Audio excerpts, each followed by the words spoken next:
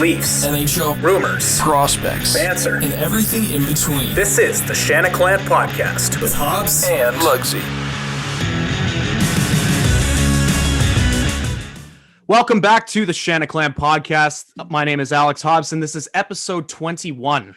And we're essentially going to be recapping the trade deadline. If you listened to us last time, you'd know Mark and I dropped some takes on the top 10 trade bait board. And some of them aged well, some of them didn't. But before we get to any of that, we've got a very special guest for the show today. If you listen to the start of last week's episode, you'll know that we shouted out a very particular golf podcast. Yeah. So joining us on the show today is former Brock Spima grad, Golf Canada employee, and 1/3 of the 3 Over Par podcast, Mr. Alex Vanderlaan. Pleasure to have you on the show, Alex. You can cut that after. Thank you, Alex, for the kind introduction. I'm excited to get going with you guys today on the show. I've been a listener for a long time listener, first-time caller. And I'm excited to get going. Quick intro about me, I guess. I lived with these two guys for a year last year. Great time. Yes, we're still all living together. It was a shame when I had to move out. And yeah, I know, big hockey guy, big baseball guy, big golf guy, and happy to be here today. So before we get into the content of the show, Al, why don't you take a couple minutes to just talk about the new pod and what people can expect? Yeah, the new pod. So it's called, as you said, 3 Over Par podcast. It's primarily focused on golf. We do talk about some other things. Last episode, 2 episodes ago, we got into some relationship advice, just some fun stuff like that. Me and 2 other guys. We're kind of trying to target it towards your amateur golfer, your golfer who may not watch as much of the PGA Tour, but likes going out for a round on a Saturday morning. We're trying to target that sort of demographic, just so that we feel like that's kind of more of a niche audience than maybe your hardcore PGA Tour fan. Whereas we're trying to target more of your just basic fan who likes golf, likes the game, likes playing. So. As somebody like myself who fucking sucks at golf, it's a good show for people who are just kind of starting to get into the sport. They do a great job at making you feel like you're one of them. So that's the thing too. None of us are that great either. So you're not listening to 3 guys who are going on tour anytime soon. Fair enough. Highest score wins, right? Something like that. Buffalo Sabres are assembling a hell of a Masters team this year. All the minuses on their team. And Rasmus Dahlin. Oh boy, he's killing it. All right, so before we get into the trade deadline recap and the Toronto Maple Leafs, boys, I don't know if you are aware of this, but we are basking in a moment of Shanaclan podcast history. We have our very first unofficial sponsor for an episode. Wow. Big day today. Big day today, and it's an absolute pleasure of mine to read out this sponsorship. So, for our first ever sponsored episode of the Shanaclan Podcast, today's episode of the Shanaclan Podcast is brought to you by Summit Nursery, Ontario's own online plant nursery. My apologies. Our good buddy Tyson Vanderveld just started up the business, and they are here to meet all of your horticultural needs. Everything from annuals to perennials to trees to shrubs and more. We all know that Mother's Day is coming up, and what do mothers love more than flowers? Short answer, nothing. Summit Nursery is offering bundles to surprise your mom and anybody else in your life that might love flowers, with many other options besides just that. And here's the catch. It's free delivery, and there is nothing better than free delivery. Am I right, boys? 100%. It's not delivery, it's Delicio. But in this case, it's Summit Nursery. All right. So all you have to do is visit summitnursery.ca, view the selection, place your order, and boom, your order will be at your doorstep in 1 to 4 business days. They're based in Hamilton, but they deliver to anywhere from the Hamilton area to the Niagara region to the GTA to London and everything in between. For more information, you can find them on Instagram and Facebook at Summit Nursery, or you can check out their website at summitnursery.ca. If you're looking to add a little extra light to your life in the name of horticulture, there is no better option than Summit Nursery. So Tyson, congrats on launching the business, buddy. Couldn't be happier for you from the boys at the Shanaclan Podcast, and best of luck with that. So yeah, check out Summit Nursery if you're looking to purchase some plants for that special someone in your life. Gotta say, I'll be using Summit for all my agricultural needs this summer. Great option there. Mhm. Man, Best. I'm genuinely excited for what his business brings him, because like he's a heck of a guy. We got to live with him, right? So like we just get to Mhm. see him transform into this like elite business mind. So it's gonna be cool. Yeah, to- that's the other thing too. this. Tyson lived with us last year as well. And great guy. He's the type of guy that you would bring home. You would want your daughter bringing home. So well, Yeah. Can't say enough good things about No. that. Yeah. Great kid. All right, so before we get into the trade deadline, since there's really not that much else to talk about, let's do a quick little recap of the Leaf game from last night in what I think was probably the worst game the Leafs have played this season, or one of them at least. If you forget about the 5-1 collapse to Ottawa back in February. So Al, did you get a chance to watch the game last night? If so, what are your thoughts? Fortunately, based on that kind of breakdown you just gave, I did not see much of it. I think I tuned in for the third. And I was reading a bit about it. Everything I read said the team didn't have much energy, and I have to agree. They did not look sharp. They looked like a team that was 9-0-1 in their last 10 and was kind of took the foot off the gas, and that's slightly concerning. But they weren't going to win them all. They weren't going to win out going forward. So I won't be too concerned until we see a couple more games like that in a row, and then I think it might be time to hit the panic button. Mm-hmm. It was one of those games where everybody was blaming themselves. Keefe blamed himself for the loss. He said it's his job to make sure the team is ready to go, and they weren't. Jack Campbell was blaming himself because, of course, not like he just went and won 11 games, his first 11 games of the season. It's of course all his fault, and we should all be super angry at him. Kidding, of course. Yeah, it was. From what I saw, it was not a good game to watch. They looked sloppy. They looked like you said, Al, a team that's been 9-0-1 in their past 10 games. It's a forgettable game, and we're hoping for a different result for Tuesday night's effort against the Calgary Flames. But of course, by the time this is up, that game will be over with. So we're not going to talk about that anymore. Mark, did you get a chance to watch the game? If so, any thoughts? I actually didn't, because like I missed the first 10 minutes of the game, and then I went on to Bleacher Report to like kind of look at the score a little bit, and it was 2-0, and it was like, okay, let's look at the shots, because I think the shots are a good indicator of good luck and bad luck, and the Leafs were getting outshot, so it was kind of like, okay, tonight's not their night. I'm not going to bother with it. I'm just going to spend the night with the girlfriend. So luckily I didn't have to pain myself of watching that game. And you know what? Like, it was kind of annoying seeing some of the comments on social media about the game. Like, people were getting really angry about it. And it's like, you're not going to go 56-0. You're not going to go 82-0. Toronto's 9-0-1. Mm-hmm. Campbell was freaking on a 11-game heater. Right. So like, it's hockey for you. You are simply not going to get your bounces. And if the Ottawa Senators can beat any team, they beat the Winnipeg Jets last night, and hockey's got what's the term? Like the most parity amongst any professional league in North America. Yeah, I think you got the term right. Any team can beat any team. Oh, well, let's move on for the next game. Right. So I don't know. Those are my thoughts. Mm-hmm. So there is your top tier analysis from the Shanaclan podcast crew. Two guys didn't watch the game. The one guy that did watch it had nothing good to say about it. So yeah, this might be a marketing plea. We can just do like 2 to 3 minute recaps of Leaf games. Just like, I watched the game. I didn't like it. I watched it. There was this. I watched it. There was that. End of video. It was bad. Done. Yeah. Nothing else to say. No. All right. So let's talk about the trade deadline. So before we get into some of the bigger moves around the deadline, obviously the Taylor Hall trade was a pretty big one. The Anthony Mantha trade that came in right when nobody expected it. That was a pretty big one as well. But first and foremost, since we are generally a Toronto Maple Leafs based podcast, we should probably talk about the moves that the Leafs made, because they had a pretty busy trade deadline. So Al, before we do anything else, I want to get your initial reaction to the trade that brought Nick Foligno and Stefan Nason to Toronto. Yeah, I was doing a bit of reading on that as well, and I was surprised at how many Leafs fans don't actually like the trade. For me, this was the move that needed to happen, and it did happen. And I think Dubas knocked it out of the park on this. Yeah, first round pick is a steep price, but you have to remember, this is a weird draft year.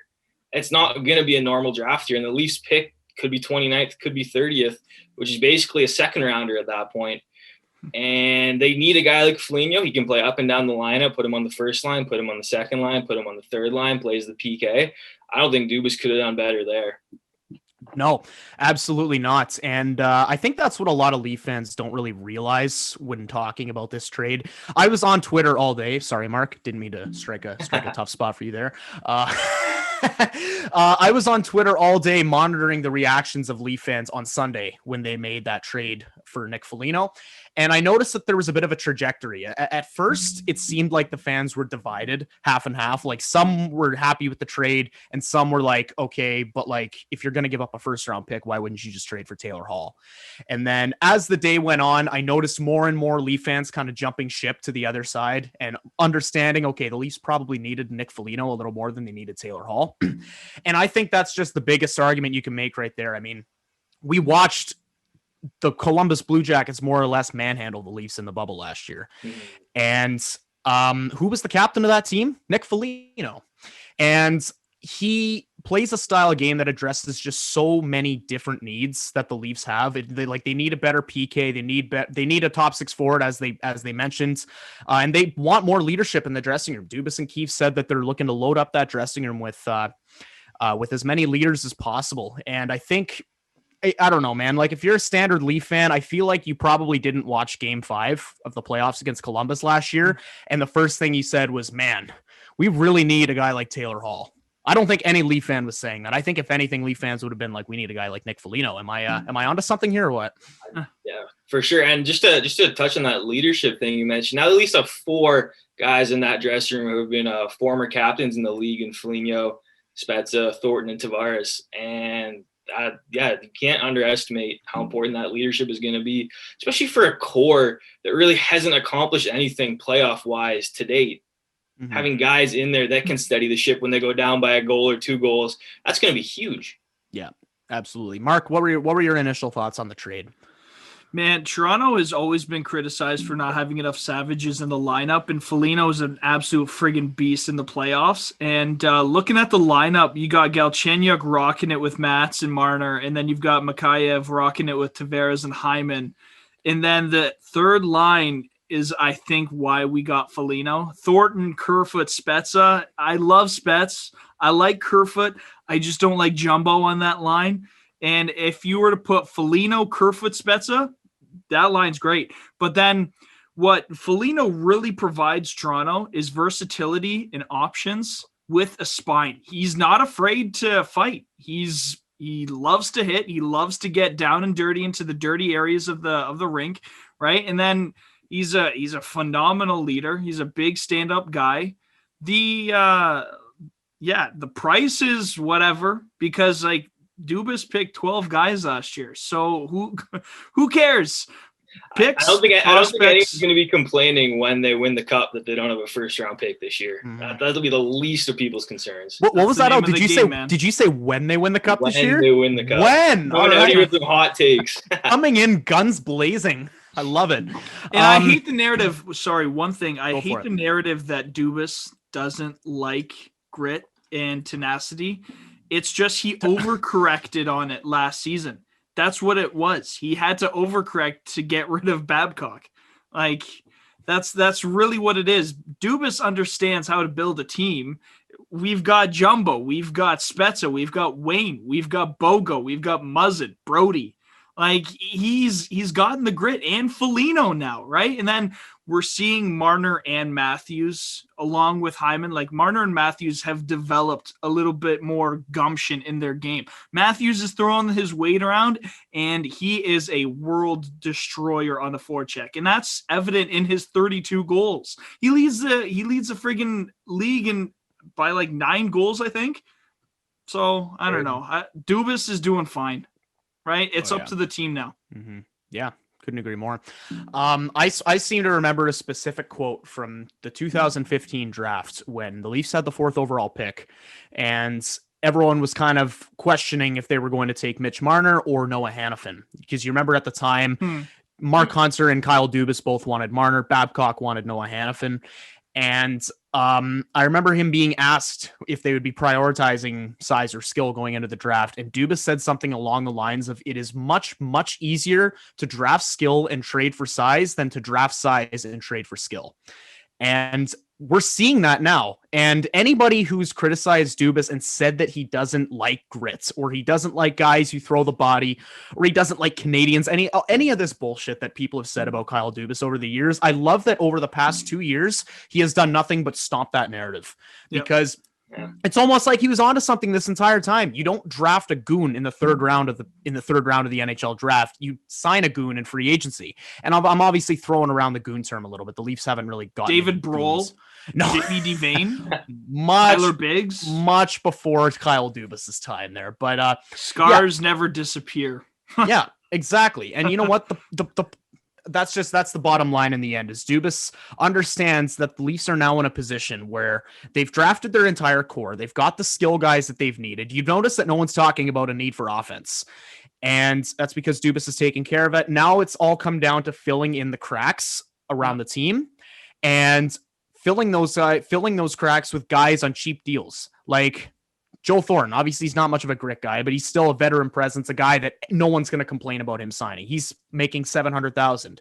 You've got Jason Spezza making league minimum. They went out and they got Zach Bogosian. They went out and they got Wayne Simmons for $1.5 million. Dubas has never ever hated grit. It just hasn't been the appropriate time to add it and really prioritize it. And that's kind of what I've taken away from what Dubas did, not only at the deadline, but just heading into this season in general. Yeah, I think Dubas has been great. And in terms of Foligno, what to expect of him, I've seen Hyman get thrown around as a comparison. I don't know how accurate that is. My opinion, I think he'll be more of a prime Leo Komarov with a bit more offense.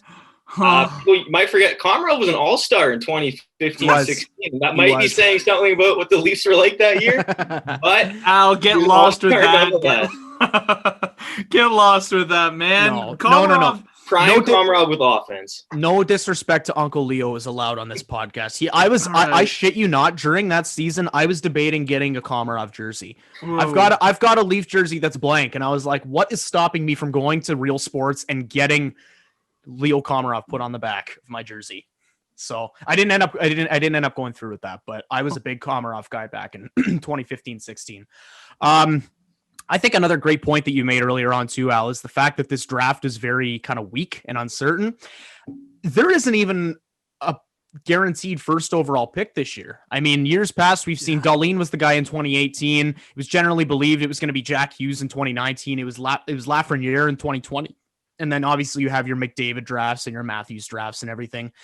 This year, there's no telling who the first overall pick is going to be. It could be any one of Owen Power, Brant Clark, Luke Hughes, Matthew Beniers. They're guys who have been tossed around. There's no set in stone first overall pick.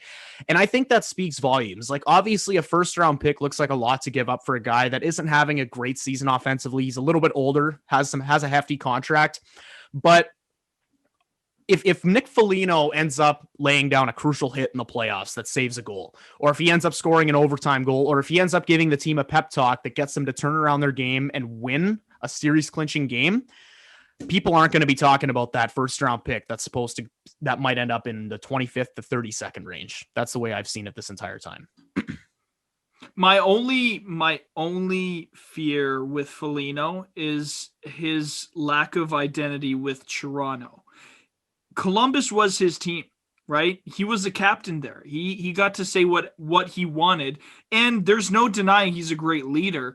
It's just that we've already got Jumbo, Tavares, Spezza as like the big leaders, right? The big voices on the team, Muzzin, Brody, like those guys, right? Mm-hmm. And you bring in Foligno, there's no denying what his skill set is for our team, what his supposed impact should be, right? There's no denying what that tool set should be. But like, Al, would you agree with that though? Like, do you think Foligno, should there be any concerns with that? I think that's a concern anytime you have a guy going to a new team late in the year, and especially a team like the Leafs that have been on a roll of late and where guys are kind of already entrenched in their roles. But at the same time, I think this is going to allow him to just get there and play with his heart on his sleeve, not necessarily have to worry about being the guy in the room that everyone's looking at. And I think the fact that his dad played in Toronto, I don't know how old he was when his dad was in Toronto, but I'm sure he's seen the highlights. That's got to be pretty cool for him. And I expect him to just come out firing and giving his best effort night in, night out. Yeah, I don't know if you guys heard of this, but the first person that Nick Foligno talked to after he got traded to Toronto was Joe Bowen. And Bowen said in a tweet that the first thing that Foligno said to him after he was traded was, and I quote, "Let's go win a fucking cup."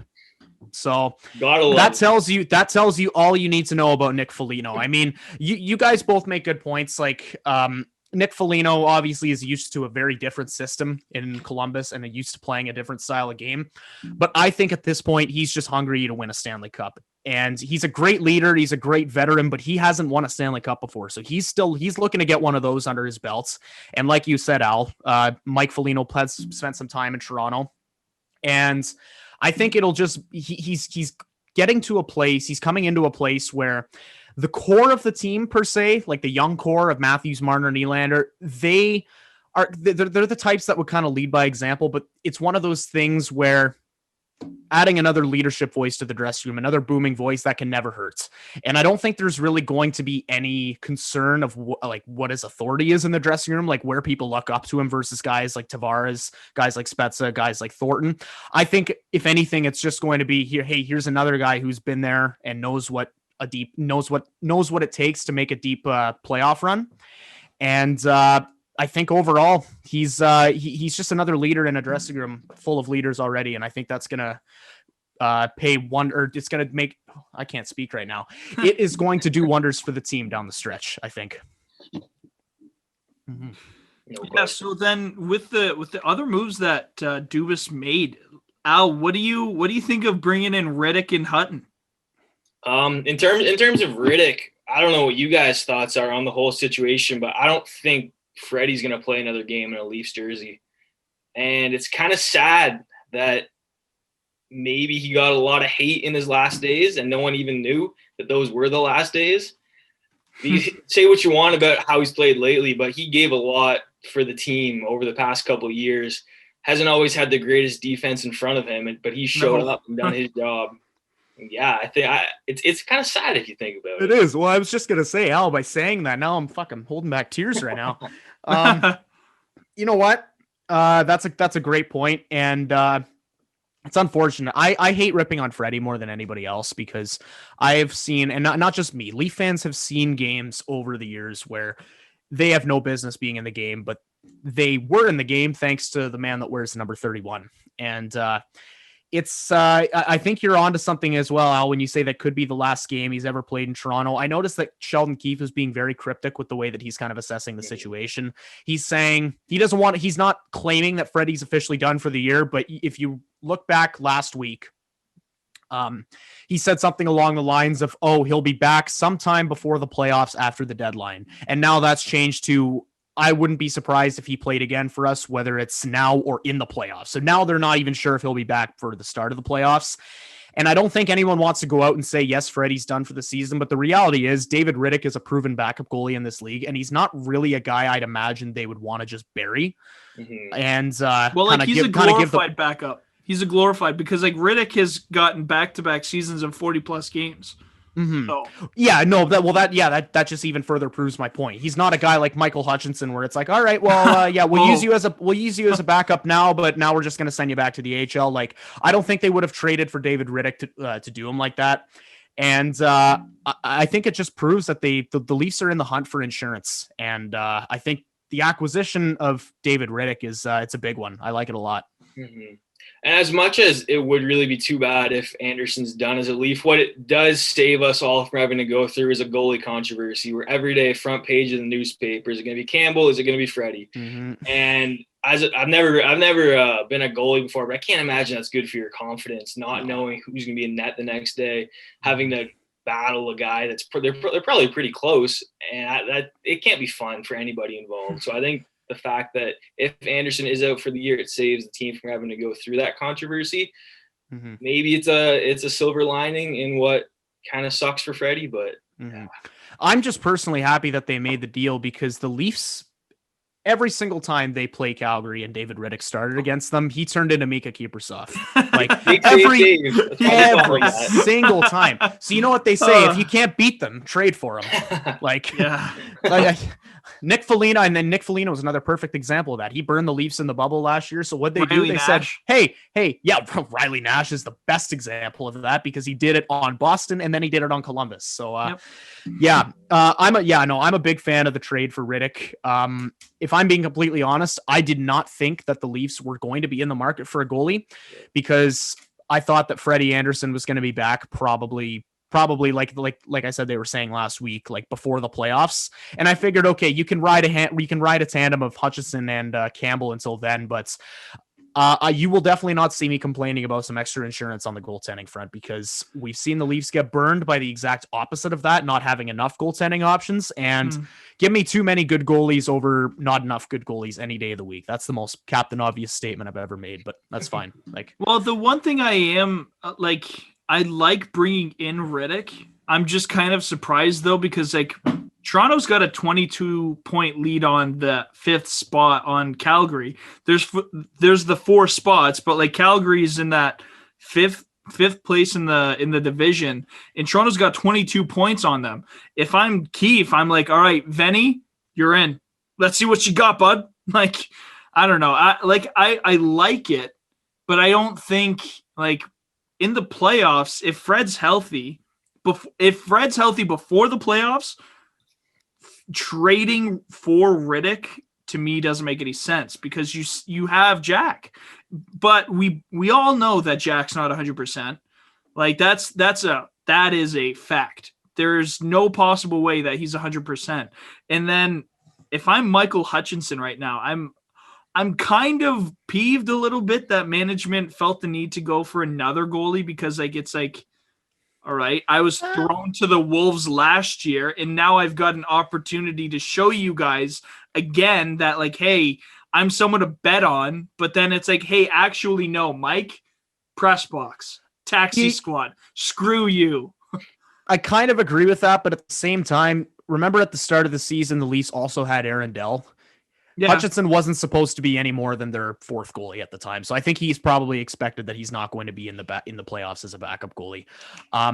But overall, I like the move just because I think we've seen with the last couple Leaf games that Jack Campbell, as great as he's been over this stretch, he's starting to show signs of fatigue. We saw the game. We saw the game yesterday. We saw the game on Saturday. They won, but he let in 5 goals. Jack Campbell's a great goalie, and he's going to be a perfect 1A or 1B option for the rest of the season. But now that they've got David Riddick, I think if I'm Kyle Dubas, I'm looking at Jack Campbell starting to slow down a little bit. And I'm thinking, I don't know when Freddie Anderson's going to come back, but I don't want the Leafs to be in a position where they have to play Michael Hutchinson like they played Frederik Andersen. I think they'd rather have Riddick do that. So, yeah. Well, because that whole fatigue thing, Hobson, is interesting to me because in Jack Campbell's last 5 games, he's given up 14 goals. So, yeah, he needs a break. So, and by that, I think I think they mean he needs a little more than just okay, we'll let Hutchinson start 1 game, then you can get back at it. I think he might need to start dropping his workload a little bit because over the past stretch where Campbell's been going off, he's been playing like a Freddie Andersen-esque workload. Yeah. So then I also wanted to say though, bringing up with Ben Hutton, in terms of that whole workload situation, Al, do you think Hutton replaces Dermott in the lineup? Yeah, I was just going to ask you guys, do you think Hutton's actually going to play? I think he should. I don't. I don't think so. I don't think he should not play. I just don't think there's room for him. And maybe that changes if Keefe decides to start resting Bogosian, other guys as the season starts to wind down here and first place gets clinched. But even then, is he going to get in ahead of Sandin? I would use those minutes for Sandin to kind of develop him, or Liljegren, not Ben Hutton, who's gone at the end of the year. Well, I think the issue is that Sandin got that injury, right? And he's probably not quite ready because I think he's close. I was reading today. I'm not sure how close. Yeah, it's still interesting because I was looking at Ben Hutton's analytics. They are not good. And like, especially if you look even past the season, because looking at his stats with Anaheim, it doesn't really count because like Anaheim's a bad team. Yeah. It's hard to play well with bad line mates. So looking at his previous analytics, they're more encouraging, but I don't know. Yeah, like it's just a question of like he's got the same amount of experience as Dermott, I think. Right? Hobson, that's I think he's probably he's in the ballpark. I think he's got more experience than Dermott. He's been in the league since 2015. But yeah, he's still relatively young. I think he's 27. So yeah. End of the day, it's probably more of an insurance play as well. In case a couple guys get hurt, you have a guy who has NHL experience for the playoffs, gave him a 5th-round pick, which, as we've said, not the same draft year as normal. 5th round's a dart throw anyways. Yeah. So yeah, I think it was an insurance trade more than anything because Sandin, like you said, Mark, he had that injury that's kept him out for the past couple of months. And while he is just about ready to start playing again, I'm not sure the Leafs would want to bring him up and throw him immediately back into the fire of the playoff stretch in the NHL, because we know that there's no bigger example of crunch time than down the stretch towards the playoffs. And I'd say the same thing about Liljegren. And at the same time, I'm not sure that Dubas and Keefe have been overly impressed with Travis Dermott this year. Dermott's been okay. He's had his faults, and he hasn't really done anything offensively compared to, I know he's never really been much of an offense guy anyways, but he hasn't done much at all offensively this year. And I think this move was more or less just a play to say, hey, so I know that you've played every single game this year. We traded Mikko Lehtinen because you had that bottom pairing left side on lockdown. But that doesn't mean that your spot is safe for the rest of the year, because we just got this new guy, Ben Hutton. I'm sure he wants to play. He just came from Anaheim. He'd love to play for a good team. So if you don't impress, we have a guy willing to take your spot right now. And I think if anything, it just puts a little more pressure on Travis Dermott to pick things up a little bit. But yeah. A question for you guys. I haven't done a ton of research on this topic, so this is just off the top of my head. I think the Leafs will make available for the expansion draft next year. Would you rather Seattle take Kerfoot or Dermott? Assuming those Dermott, take him. Dermott, 100%. Yeah, take him. You got Sandy, Liljegren, and then whoever else in the minors. You got Philip Kral. Dermott's so replaceable. It's disgusting because Dermott's 24 years old now. He is what he is. He's a depth defenseman with mobility. He doesn't have enough skill to crack the top 4. He's not strong enough defensively to be trusted defensively for those big, heavy minutes in the shutdown minutes. So, yeah, Dermott, take him. Yeah, because Toronto needs more center depth. Yeah, so. Honestly, Mark, when you were listing all those guys that they've got waiting, you honestly could have stopped after Rasmus Sandin. I think that alone is the reason, because up the left side, you've got Morgan Rielly and you've got Jake Muzzin, and neither of those guys are going anywhere. I mean, obviously there's always going to be rumblings like, the Leafs going to eventually look to trade Morgan Rielly with his contract expiring soon. But if you put that aside, they've got Rielly, who's going nowhere at least for another year, and they've got Muzzin, who's locked in for another 3-4 years. Rasmus Sandin does not have a chance to crack that lineup unless you take out Travis Dermott. So I think that's going to be the biggest factor. Well, and it stems even further past that, though, because I believe it's either 7 forwards 3D, 6 forwards 4D, but then like Toronto can protect. They can protect Matthews, Tavares, Marner, Nylander, Hyman. Hyman. I don't think they'll be protecting Hyman because he's a free agent after this year. So if Seattle were to take him, what's the point of that? He could just say, no, I'm not signing here, and then just go sign with Toronto. Well, does he have a no move clause? He does. Modified no trade clause. Mm-hmm. Yeah. But that expires this year, though, so it doesn't matter. Yeah. Point is, I don't think Seattle's going to be taking any pending free agents unless there is a deal in place already to sign. But I don't think they would protect Hyman for that. Reason. Seattle's got 81.5 to cover, though, right? So they're just gonna take all of the big contracts and then just like get past the floor and then fill up the roster, right? Like Seattle, 10 million at Zach Hyman. Yeah. Like, He takes it. Seattle Kraken, welcome your newest player, Mr. David Clarkson. oh my. Is he even like still on someone's books? I think isn't he under contract with the Leafs right now, technically? Or did that expire this year? Yeah, that expired because that expired with Nathan Horton. Okay, so maybe it expired before this year, but yeah, I remember the Leafs traded for David Clarkson again to get rid of Garrett Sparks after last year. Well, and that was also to extend more space to sign Marner. Yeah, exactly. Good time. Because Brandon Pridham is like Dumbledore when it comes to the cap. He can just make he can just make things happen you didn't know were possible. And speaking of which, before we allude too far away from the Leafs trades, that's another point I want to bring up.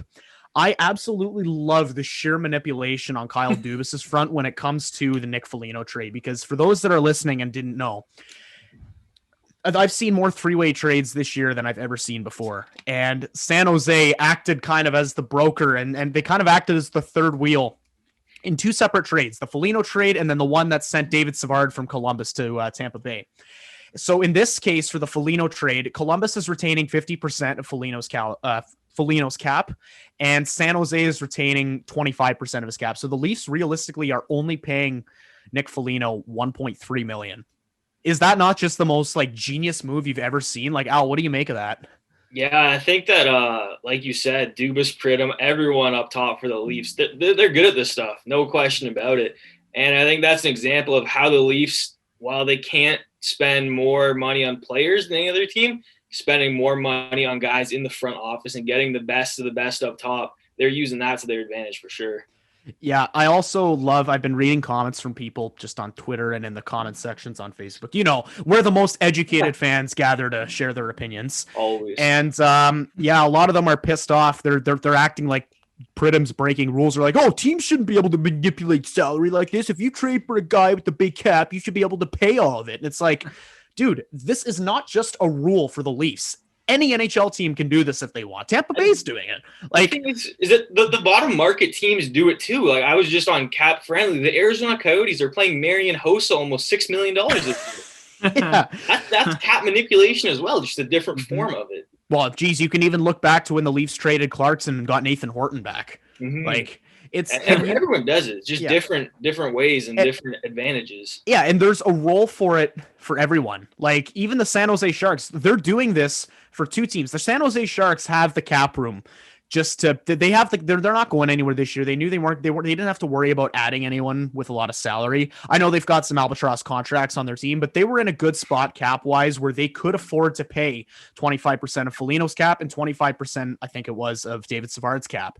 And look, they got 2 draft picks out of it. So it's like, it's not just benefiting the good teams, it's benefiting all the teams. And that's why I don't understand why people are salty about that. Cause it's like, just because your team's not doing it doesn't mean they're not allowed to. Like, geez. Man, looking at San Jose's cap situation is absolutely that's insanity. That's one of your favorite pastimes, eh, Mark? Just pull up San Jose Sharks on Cap Friendly and go, whoop, Marc-Edouard Vlasic, whoop, Erik Karlsson, whoop, Brent Burns.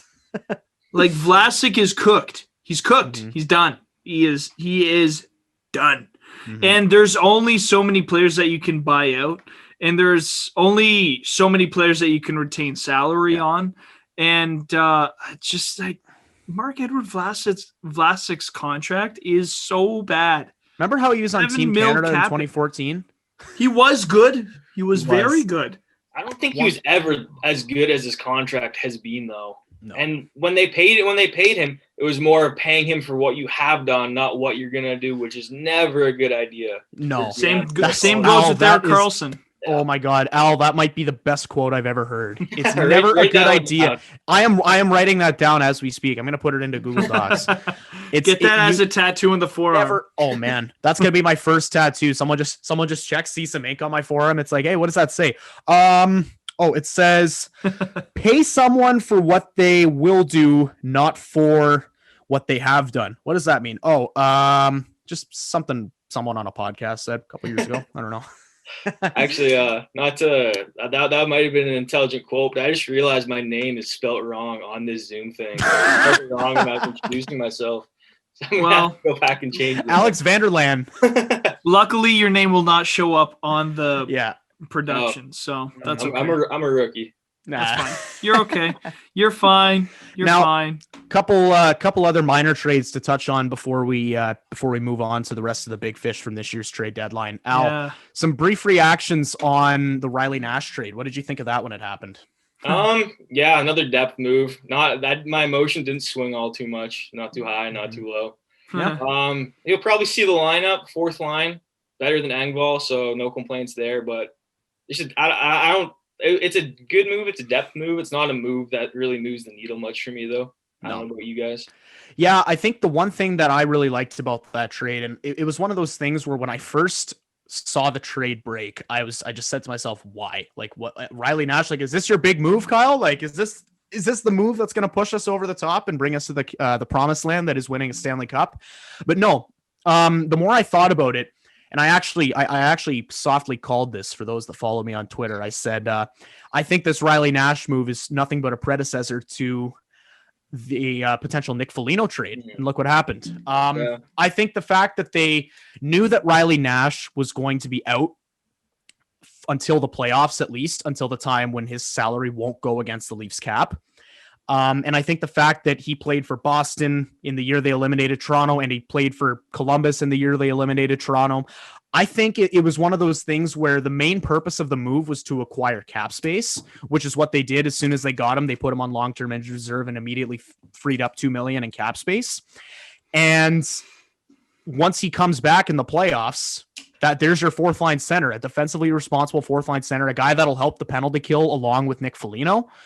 And you free up cap space to acquire Foligno in the process. So that's what I thought right away, and I'm glad to see that it kind of came to life like that. It was, I think it was another one of those big brain moves by Kyle Dubas that the casual fan would never think to make. But of course, the guy with glasses and the calculator and the analytics, he's the one calling the shots. And yeah.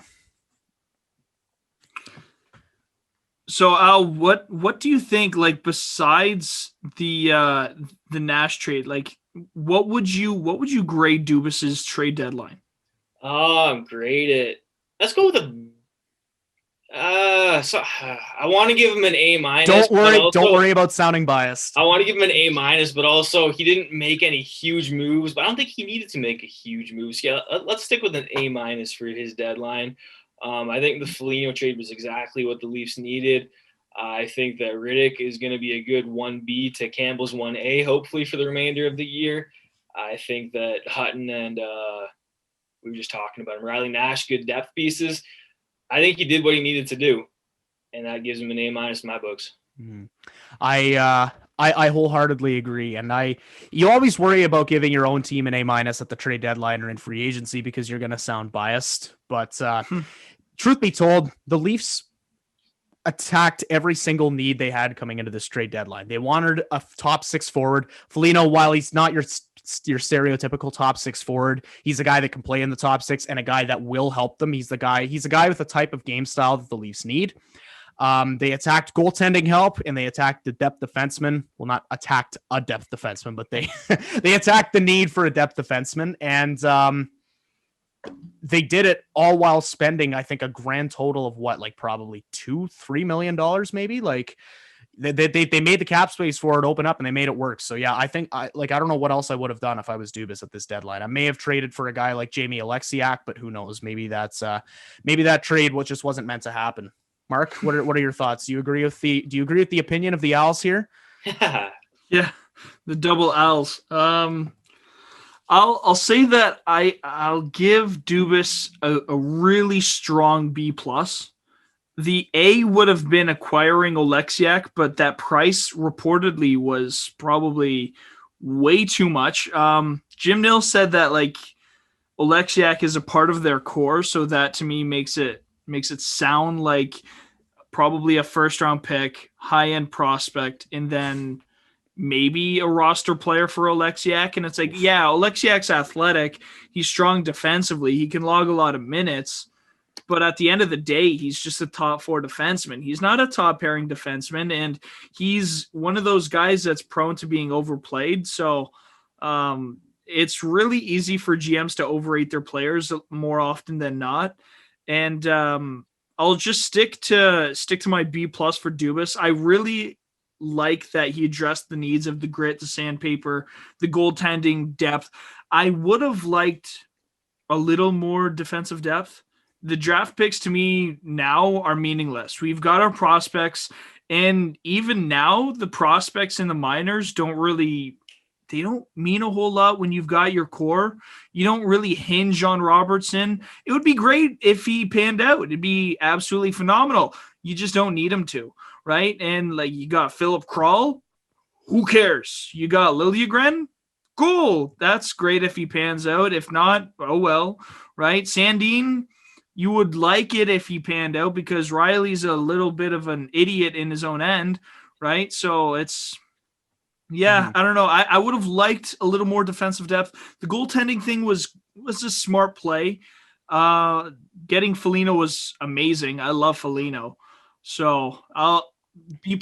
Yeah, sure. B+ is good. It's respectable. There's not too much of a wingspan between a B+ and an A- there. So I agree with that take. So we've more or less tackled every trade that the Leafs made at this year's deadline, unless you want to touch on the Alexander Barabanov for Antti Suomela. I'm not. I don't know if you guys have any strong opinions on that trade. Nothing to say there, really. All right. Well, thank you for your service, Bears. We're gonna miss you. Yeah. Kind of. Probably not really. Probably not. Best of luck in San Jose, though. All due respect, nothing but respect from the Shanaclan podcast, boys. So moving on past the Leafs deadline moves, we should probably tackle the big fish here. So, Al, if I told you 3 years ago that Taylor Hall would get traded to Boston for a second-round pick and Anders Bjork, what would you say? Probably would have been speechless. I'll counter that with another question for you. If I told you 10 years ago that Boston would trade Tyler Seguin for virtually nothing and then acquire Taylor Hall for virtually nothing, what would you say? I'd say Boston can fuck off. That's probably, in complete honesty, that's probably what I would have said. Maybe a little bit of a cleaner version if you were asking 11-year-old me, but yeah. So overall, though, what do you make of that move, Al? Do you think how much of the blame do you think should fall on Kevin Adams for only getting a second-round pick out of Taylor Hall and Anders Bjork? I guess I've went back and forth on this quite a bit the past 24, 48 hours, however long since that deal was made. And I think that Buffalo was maybe more handcuffed than fans might realize in terms of Hall's no movement clause, no trade clause. I'm sure he gave them a very small list of teams he would have accepted a trade to. And of the teams that he submitted, who knows how many were even interested in Hall. So come down to it, maybe it was only a 2-3 team bidding war. And when that happens, you're not going to get top value for a guy, especially a guy like Taylor Hall, who a lot of mixed opinions on him these days. Mm-hmm. Yeah. I think that was the best they could do. At least I hope it was the best they could do. Yeah, I agree. First rounder on the table because they need it more than anyone right now. Mm-hmm. Well, that no move clause really plays a big factor in where you go to, right? Like Kevin Adams could have had a deal to like anywhere, like Colorado, Joe's first round pick on the table, but Taylor says no. Right? It's kind of like the Jerome McGinley deal to Boston that didn't happen. Instead, he went to Pittsburgh because everyone thought, oh, okay, Iggy's going to Boston. And then all of a sudden, nope, I don't want to go to Boston. I want to go to Pittsburgh. Did Iggy not play for Boston at some point too, though? He did. He did. Yeah. And the year he went to Pittsburgh, though, Pittsburgh ended up getting swept by Boston in the ECF. So Oof. That's tough. That's the other thing, though, about fans that say, oh, we spent a first rounder on Foligno where we could have got Taylor Hall. Taylor Hall might not have wanted to come here. That might not have even been an option for Dubas. So I don't think that's a fair comparison one bit. Al, I will actually confirm your point by saying I actually saw a tweet yesterday, a quote from Taylor Hall, where he more or less said something along the lines of, no, Boston was really the only option. Yeah. So what does that tell you? And the other thing, too, I think this is something Bob McKenzie tweeted out. The Leafs wanted Nick Foligno. They did not want we're losing him. Hobson. He's lagging. Yeah, he's lagging. Hobson. They wanted Nick Foligno, and these are frozen on my screen. Are we good? Yeah. We're okay now. I think you're back. Right before I started talking, I got the fucking your internet connection's unstable, and I was like, "Fuck!" But yeah. Or am I good now? Don't tell me I'm you're frozen good. again. You're good. You're rolling. Okay, fuck. You guys were kind of like giving me the deer in headlights look, and I was worried that I froze again. No. So, anyways, what I was saying is that goes back to what we're saying about Columbus in the bubble after they beat the Leafs last year. Like, I don't think there was a single fan that watched that entire series and said the Leafs, if they had Taylor Hall here, they would have kept going forward. And you know what? Going back to what you were saying about how at least, like, you know, I think Kevin Adams probably got the absolute most that he could. That's why I don't think it's entirely fair to pin all the blame on Kevin Adams, because the way I see it, he bet on himself, he bet on the Sabres, and he bet on Taylor Hall before the season. And it was a 1-year deal. So that shows that he knew that there was a little bit of risk involved, at least in signing Taylor Hall. And I think it's fair to say that nobody expected the Sabres to be this bad this year. I mean, you could have made an argument that they were going to finish last in the East. I don't think anyone would have expected that they would go on an 18-game losing streak. So I think it was just one of those things where nothing went right. He bet on Taylor Hall. Unfortunately, it didn't work out. And he recognized that he had to trade Hall at the deadline, because if he had held on to Hall, what are you going to get from that? Taylor Hall is going to play out the remaining 20 games in Buffalo. He's going to hate his life and he's going to leave in the offseason. You're going to get nothing for him. So yeah, it looks bad on paper that they only got a 2nd-round pick and Anders Bjork for him. But the thing is, he did what he had to. I still would have called it the right move had they traded Taylor Hall for a 7th-round pick, because at this point you're not getting anything back for Taylor Hall. You're not getting anything out of it if you keep him past the deadline. So I think he had to trade him one way or another. And as much as I hate to say it, kudos to Boston for pouncing on the opportunity and acquiring a bona fide goal scorer and skilled top six forward for a 2nd-round pick and a depth guy like Bjork. Why do you guys think Hall wanted to go to Boston out of every team in the league? Like, I Buffalo, get you mean? I'd agree they're a winning team historically, but it doesn't, to me, they're not a top 5 contender this year. Maybe that's my Leaf fan bias, not wanting them to be. Oh, I seriously don't think Boston is a team to beat this year, one bit. You know what?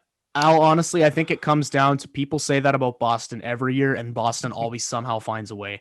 So I don't think I don't think they should be talked about. Like you said, I don't think they're a top 5 team in the league this year. But if I had to guess, I think he saw an opportunity to fit in with a top 6 that included Patrice Bergeron, Brad Marchand, David Pasternak, David Krejci.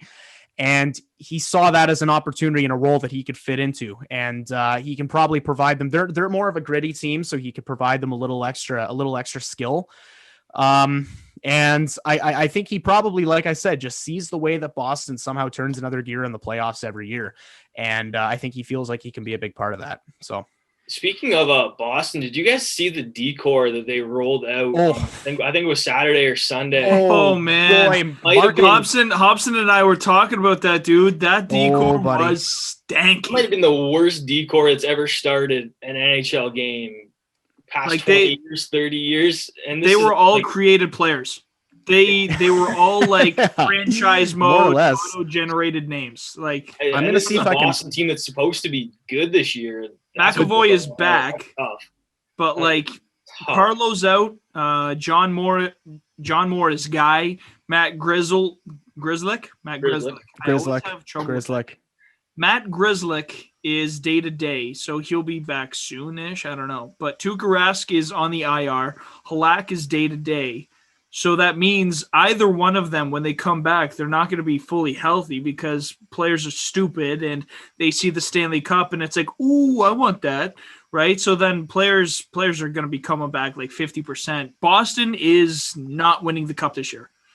They'll win a round or two probably because it's Boston and we know Boston's on that voodoo shit, but they're not going to win the Cup. They're defensively just not strong enough. Offensively, yeah, sure, they'll do some damage. Bergeron is Bergeron, right? And we know the rest of the forwards. They're going to win a round or two, but yeah, I don't know. That defense was stanky. Yeah. I'm surprised that they didn't actually try and get Josh Manson. I am actually. He's a Boston guy. That was Hobson's pick, I think. That was my pick. Yeah, I thought Josh Manson was going to Boston 100%. Yeah, that would have been a really good fit. I know that I think about it. But they did trade for, who was it they traded for? Mike Riley from Ottawa. So they did do something to add. Piece. Yeah, I mean he's not. Hobson, one sec. I can't hear you for a bit. I can't hear you. Can you hear me now? I got you. This might be a Mark Vanderlaan problem, not an Alex Hobson problem. Yeah, I don't know. Wait, did you just hear me? As he's responding to you. Yeah. Man, my headphones have been acting up this whole this is the first time we've ever seen Mark's luscious locks live on the Shanaclan podcast. My nice big ears. So there you go. Don't even talk to me about big ears, okay? If you're listening to this on Spotify or you're not watching the video, make sure to check it out on YouTube.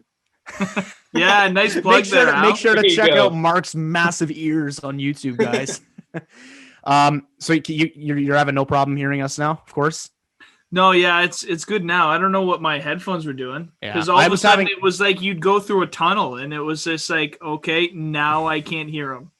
Now I can hear them. Mark, I actually went down to the Thorold Tunnel. I placed my laptop at one end and sprinted to the other, and I've just been screaming through the tunnel. That's probably what you're hearing. Man, driving under that tunnel is eerie. It's like I hope this thing doesn't crash. I love the lights down there, though. I love the lights. Hold my breath every time I drive through there. All right, sorry for cutting you off, Hobson. What were you saying again? I don't remember what I was saying. I think I was just talking about the Mike Riley acquisition and how they got a guy. But that defensive core was definitely depleted the last time we talked about it. I'm not convinced that at least half of those guys weren't NHL creative players.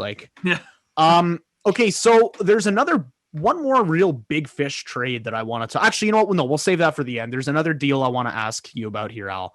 We touched on it briefly before. Another example of the San Jose Sharks acting as the third wheel and brokering the cap situation. Tampa Bay gets David Savard from Columbus and Brian Lashoff from Detroit. And Mark and I already, not Matt Lashoff. Mark and I already briefly touched on this trade on Sunday, so we won't go too much into detail, but I want to know what you think about that trade for Tampa Bay and just for all parties involved in general. I mean, it goes without saying, but Tampa Bay is a good team. Mm-hmm. And that might be the most obvious statement you will hear on a podcast in 2021. But Tampa Bay is pretty good at hockey, and this trade makes them better. Did they need him? No. They most definitely did not need Savard. Will they like him? Yeah, 100%. Mm-hmm. He's a good defenseman. He will slot in there nicely. I think another team maybe could have used him more than Tampa. And I'm frankly a little bit surprised that another team didn't jump at that price for Savard. Boston? They're a perfect example. Just talking about it. Boston could have used him a lot more than Tampa. But, I mean, it just makes Tampa all that much better and that much scarier. And I'm happy the Leafs wouldn't have to face Tampa until, would it be the it would be the Cup Finals. Yep. Cup Finals. Okay, there you go. Mm-hmm. So, hopefully, yeah. Yeah. Yeah, Al, we're going to upload this episode tomorrow, and immediately after, we're going to check Bob McKenzie's Twitter, and he's going to say, breaking news, as per the Shanaclan podcast, Alex Vanderlaan deems the Tampa Bay Lightning a good hockey team. Yeah, that can be your second tattoo. Yeah. Second hot take there. Tampa Bay is good, Alex Vanderlaan. Tampa Bay is good at hockey. Yeah. Yes. You know what? Before we stray too far away from this, I also do feel like I should give Jarmo Kekalainen some credit because as we've been breaking these trades down, we keep talking about how the 2021 draft is weak and how first round picks don't matter if you're trying to make a cup push. Having said that, a first round pick is still a first round pick, and I think Jarmo Kekalainen getting 2 first round picks for Savard and for Nick Foligno, that's some genius work by him, and he's doing a great job making the best out of a bad situation in Columbus this year. You know what? Your pronunciation of Kekalainen is flawless. Thanks, buddy. That is impressive. I've said his name out loud a handful of times. Mm-hmm. It's one of those things where you just gotta like sit in your closet and look at his name and just say it out loud over and over until your brain doesn't know how to say it any other way. Well, you have it nailed down. So perfect. Jarmo Kekalainen. Yes, thank you. That's gonna be my new party trick. I'm gonna go to once COVID's over and we're all allowed to, attend events without being arrested. I'm I'm going to go up to people and be like, hey, see this name right here? Jarmo Kekalainen. And that's going to be my party trick. Dude, just take my girlfriend already. Oh, buddy, I could do that if she heard me read the alphabet backwards. That's my current party trick. I can read the alphabet backwards pretty flawlessly too. I got that trick up my sleeve as well. I can't remember. I memorized it at some time just for I must have been bored or something. Al, while we're on the pod, I think we should do a backwards alphabet read off. Backwards race. Yes. All right. You first, and then I will do mine, and then we'll let Mark judge which one was better. Oh man, you're making me pull these memories out of the back of my head. All right, are we doing this? Yes, sir. No better time than now. All right, Z Y X W V U T S R Q P O M N L J. K. No, I missed K. O M N L K J I H E F G D C B A. Dude, that was a lot better than I think a lot of people would have expected. I know. I missed the K in there. I knew I missed a letter.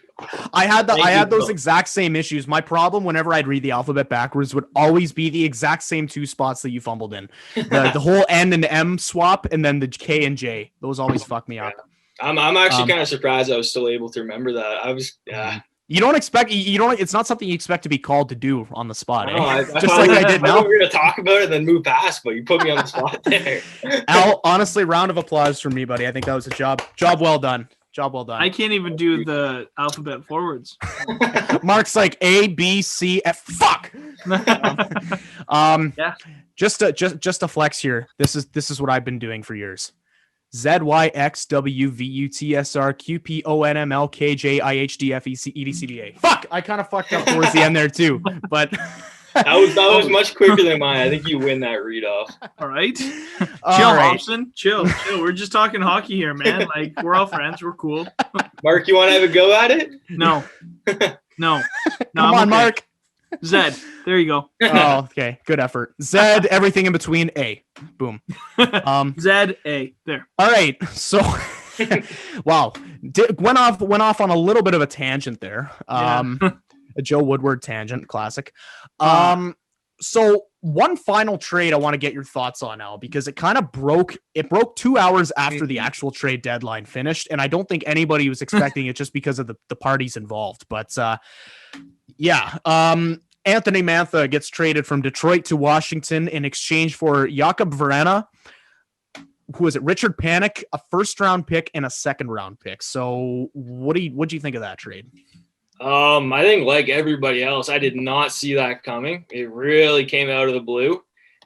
And it really doesn't make sense to me, especially from a Washington standpoint. How much better is Mantha than Vrana, really? Said the exact same thing. For me, they're said the exact maybe same not thing. Playing style, but in terms of production, very similar players. Mantha's got 3 years at 5.5, I think, going forward. Mm-hmm. Where I think Vrana's. I think his contract might be up after this year. But anyways, I just do not get it for Washington, why they would give up all those picks as well. You know, I was saying the exact same thing to my buddy when we were discussing this trade yesterday. I would make an argument that Mantha for Vrana straight up 1-for-1 is a good trade for both teams. But then you throw in a first-round pick, a second-round pick, and you throw in Richard Panik, who Panik is what he is. He's a decent forward, but nothing really to write home about. But point is, the fact that and the other thing too is that Mantha is older than Vrana too, and their point totals over the past couple of years have been pretty similar, like you said. So I guess maybe Washington was under the assumption that Vrana would not be returning next year. I truthfully don't understand why they had to give up that much to get Anthony Mantha. I mean, Mantha is a great player. He definitely brings a little more of a physical element than Vrana does, but still, unless they feel that he can become a vital piece of the Caps going forward, like I think that was a king's ransom for Washington to trade away. And I think that if I was a Red Wings fan, I'd be cheering in the streets for that kind of return. I've got two things about the trade. I'd say the first thing is, as soon as Yzerman calls, hang up. Put the phone down. Yeah. Walk away. He's gonna. I feel like he's probably got some sort of weird like hypnotizing tool that he uses to like dangle it. He'll dangle a ball and chain in front of your eye, and he'll be like he'll make you think. I guarantee what he did is he made the Capitals think that they were trading Nick Dowd 1-for-1 for Anthony Mantha, and then Brian McClellan wakes up an hour later and he's short Verana, 2 high draft picks, and Richard Panik. Wait, what happened? He's just like, what happened? And then Stevie Y's just like, oh yeah, man, I got it on tape here. You agreed to it. I don't know what happened. I was ready to take Nick Dowd straight up, but I mean, fuck. I mean, like, you know, it's shit happens, you know. Gotta wonder how that negotiation went. Like, yeah, who went to who and who proposed that offer and. Well, because you start high and you meet in the middle, right? So if that's the middle. What the heck was Yzerman asking for that McClellan said no to, right? Like, I would love to see what Yzerman wanted first. But the other thing I did want to mention, though, is that the Capitals right now today have 0 cap space. Ovechkin is a pending UFA. Obviously, he won't get a pay raise, but he's still going to be expensive to re-sign. And then Ilya Samsonov, or Samsonov, however you want to pronounce it, he is an RFA, I believe. An RFA. He's an RFA. Yep. And there's some big ticket contracts there that are going to be a little difficult to move. Like Brendan Dillon is at 3.9 for the next 3 years after this season. So it's a little bit of a hairy canary there. Dillon's not exactly worth that contract, but like Evgeny wow, Evgeny Kuznetsov. He just went Latvian. Evgeny Kuznetsov is at 7.8. TJ Oshie's at 5.7. Backstrom's at 9.2. Like, they've got some expensive players on their books that they've got to move out quickly.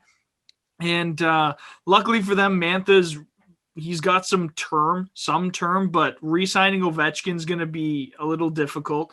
Re-signing Samsonov is going to be a little difficult because they don't have a starter other than Samsonov, right? Vitek Vanacek is fine, but Samsonov is their heir starter, right? The heir to the throne, basically. If he isn't already, he will be that guy. Mm-hmm. And so Samsonov is going to want that pay raise. He's going to want some term. He's going to want some significant money. If he's in the end, he'll probably sign a bridge, but right now he's going to want that 4 or 5 year contract for like $5 million. And I don't know. It's going to be interesting to see what Washington does. They're a playoff team now. They're win now. So we'll see. Mm-hmm. Yeah. You think? Thanks for the insight there, Marks. Yeah. No, I just wanted to get my Latvian joke in there. Go ahead, Al. Marks Vanderlaan. No, I was just going to ask, do you think Ovi will take a pay cut at the end of the year? He should. He's making 9.5, I think. Do you think he's not what he was, but he's still good. If I was Ovi, I don't know why you would do anything else at this point, honestly, man. Like, I think it's just the fact that he's won a cup in Washington now, so it's not like he's in a position where he's like, okay, I'm not getting any younger. I want to win a cup. I'm going to go to the best team. I'm going to go to the team that has the best chance of doing it.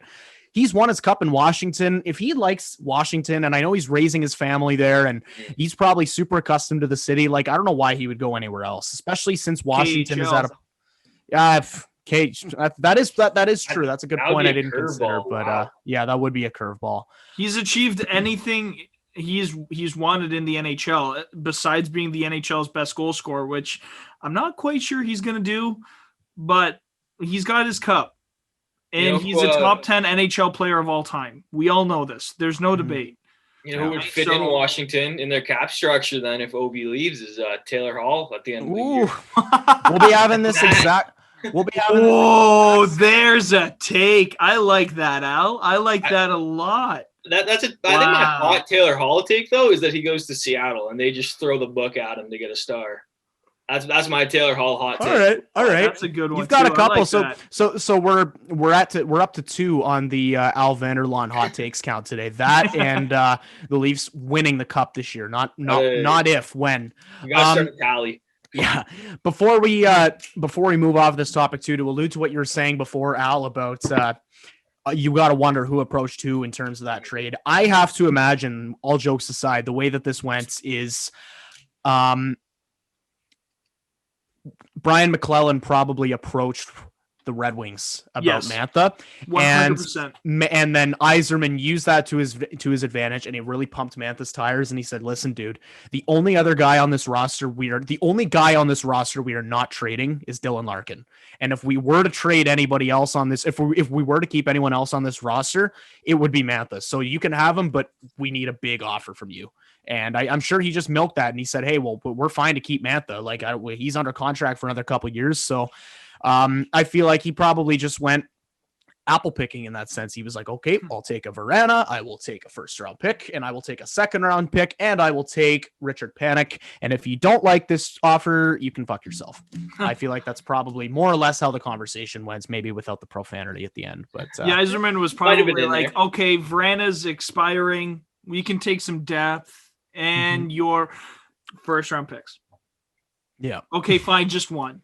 It's okay. Gotta wonder if Verana stays in Detroit after this year. Probably, well. Honestly, he's RFA, so they have first rights at him if he wants to leave. Yeah, and I feel like he probably looks at the way that they're, Detroit. You can say what you want about how bad they are now, but they've got a promising future. They still have Philip Zadina, who's waiting to maximize his full potential. They've got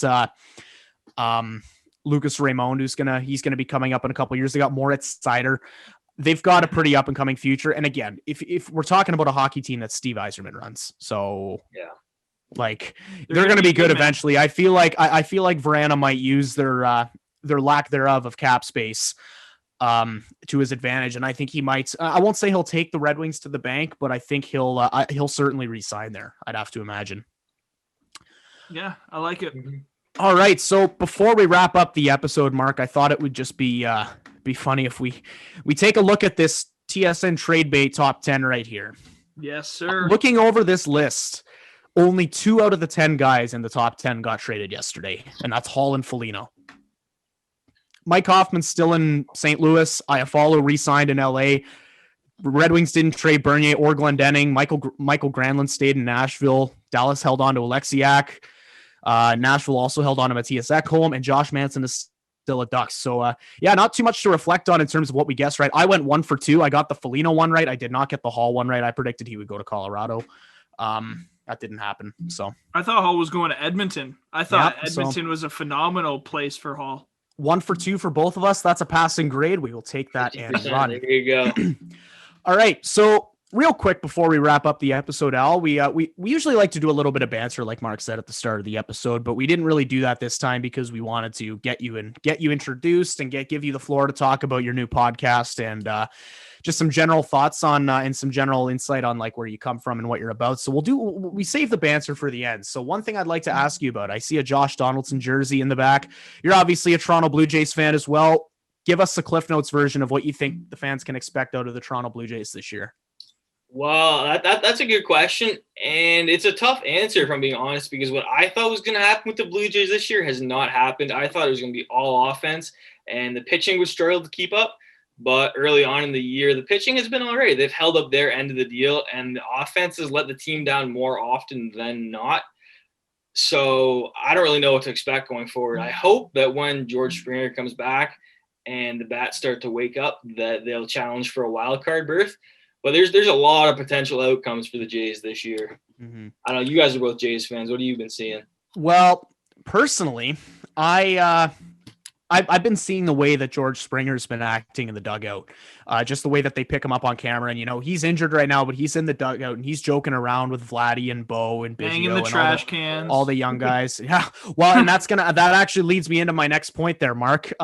Here's my hot take. We've heard a couple of Al's hot takes in this episode. Here's mine. I think George Springer is winning AL MVP this year. Whoa. That is a blazing hot take right there. And here's why. Here's why. Because the way I see it, Mark made the trash can banging joke right there. George Springer, he was technically one of the core members of the Astros, and he was right in the middle of all that fucking trash can shit. And I can't imagine that there's anything more that he wants to do than to get out of Houston, shed that cheating part of his resume, And I'll also mention he didn't have a great season last year either. And I think a lot of that was probably because the season happened after the cheating allegations came out, well, the cheating reports and the cheating confirmation came out. And I think he's looking to rebound, and I think he's looking to do it with the Jays in a position where they're on the upswing. There won't be the expectations of winning a World Series, but I personally think that we could see the best version of George Springer that anyone's ever seen this year. I think he's really gelling in with this core.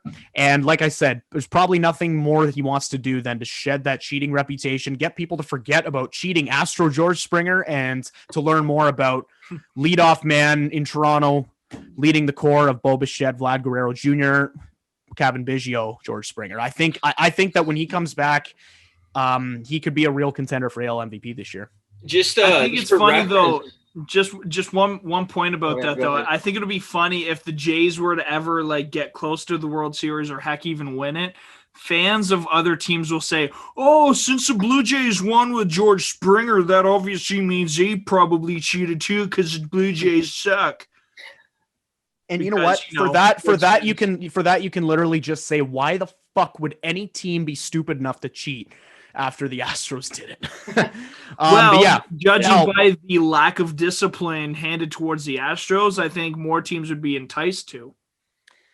Yeah, I don't know. Don't know if I agree. The Astros, I agree they should have been faced a lot more discipline. Yep. But I think just the reaction they've gotten from the baseball community is it's been tough. It's been tough for a lot of their players, and a lot of those guys will never be looked at the same. And I wouldn't be surprised if Altuve, Bregman put up Hall of Fame worthy careers. I think they might get looked at similar lens as a guy who got busted for steroids in his career, where Hall of Fame voters aren't going to put them on the ballot because they have this hanging over their heads. There's something about that, and then you get the beanballs as well. Mm-hmm. I thought there'd be a little more of that as well this year. But I guess the fans jeering them is probably enough. I don't know. Yeah.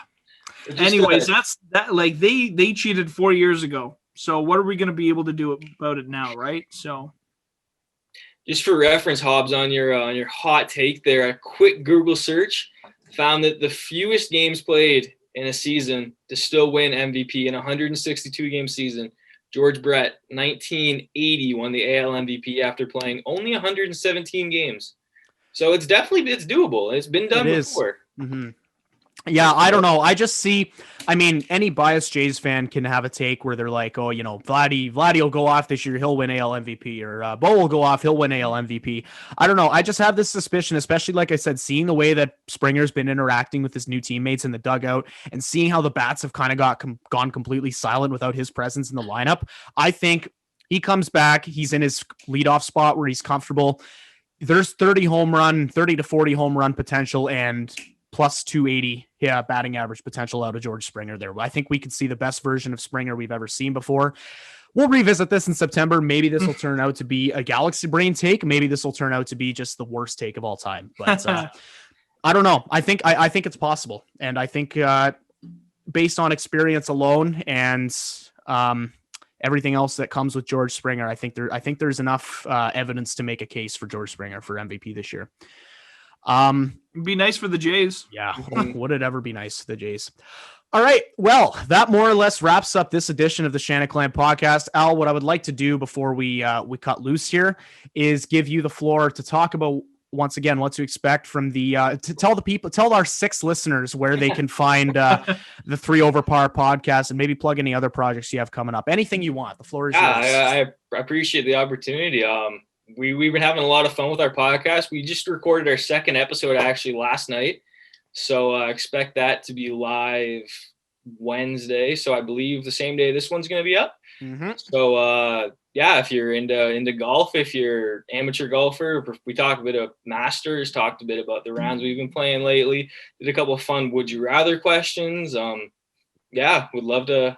And we're the same. We're not like these, you two are the pros, right? You guys are the pros of this stuff. We're just the amateurs. That's all it takes to be called a pro, eh? You got to record 21 epides of a podcast. Very low bar.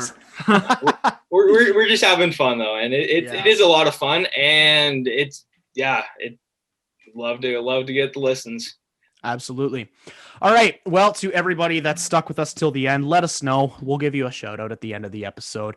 3 over par guys are not fond of shout outs. I've come to realize, but yeah, Al, thank you so much for joining the show today, man. We had a great conversation with you. Yeah. And we're looking to have you back at some point eventually. Yeah, man. You know my number. Texts are always open. 100%, buddy.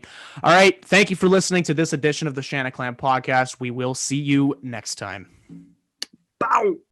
Leafs, NHL, rumors, prospects, banter, and everything in between. This is the Shanaclan podcast with Hobbs and Lugsy.